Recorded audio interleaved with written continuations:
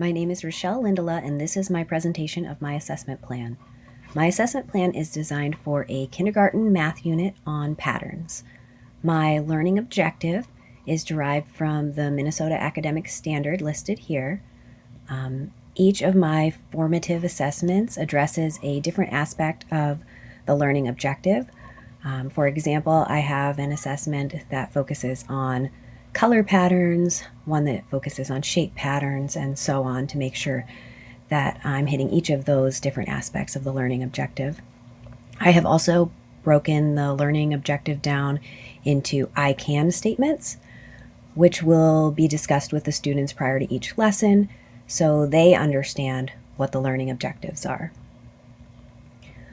One way that I have incorporated some elements of UDL into this assessment plan is by incorporating a variety of assessment types so that the students have different ways to demonstrate their learning.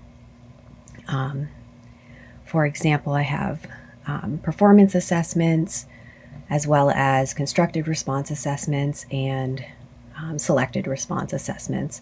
And each of those assessments is carried out in a different way. So it gives the students different opportunities to demonstrate their learning. One of my formative assessments is having students place beads onto pipe cleaners to make different patterns using different colors. This assessment was chosen as kind of a fun, hands-on way that students could demonstrate their pattern knowledge.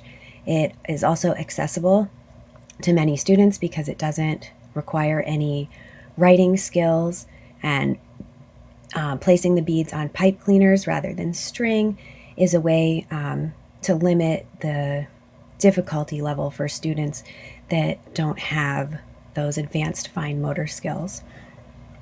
This assessment and all of my formative assessments in this plan will not be graded.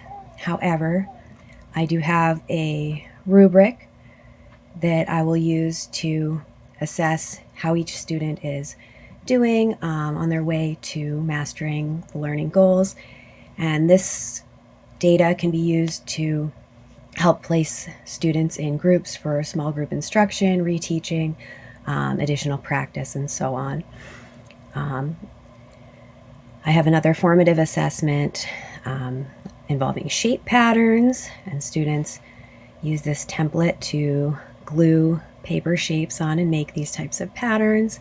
And this is just assessed with a simple checklist.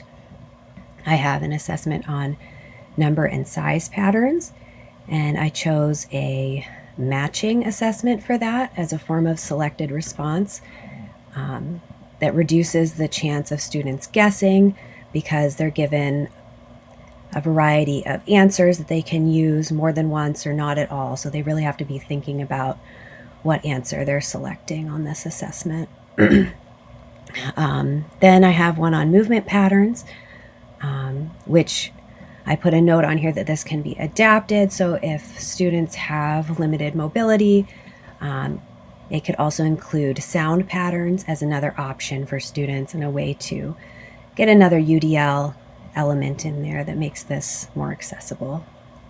This would be assessed just using this simple checklist. It's whether the student can create the pattern independently, if they needed a little bit of help, or if they were just unable to complete the movement pattern.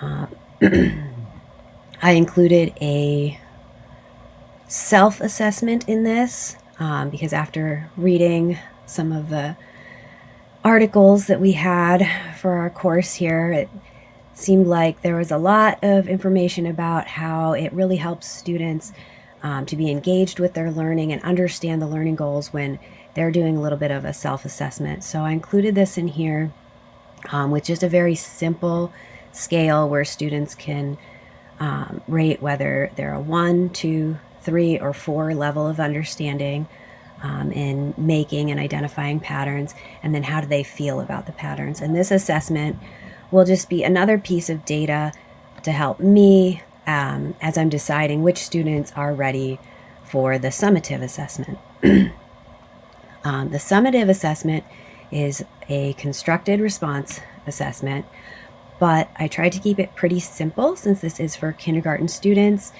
and I want to make it accessible to as many students as possible. So I don't want it to involve a lot of detailed drawing or writing. So I chose to do a color the circles activity for the first part, where students can simply create a pattern by coloring in these circles. And then students will draw these shapes to continue the patterns. And I tried to choose, once again, things that would be very simple and easy for the students and not cause a lot of frustration or difficulty for students with limited fine motor skills. As the second part of that summative assessment, I give students an option to either draw a pattern using colors, shapes, numbers, or letters, or to create a pattern using pattern blocks and then take a picture of those patterns. And that's to provide another option for students who might struggle with drawing or writing. They can simply use the manipulatives to create their pattern.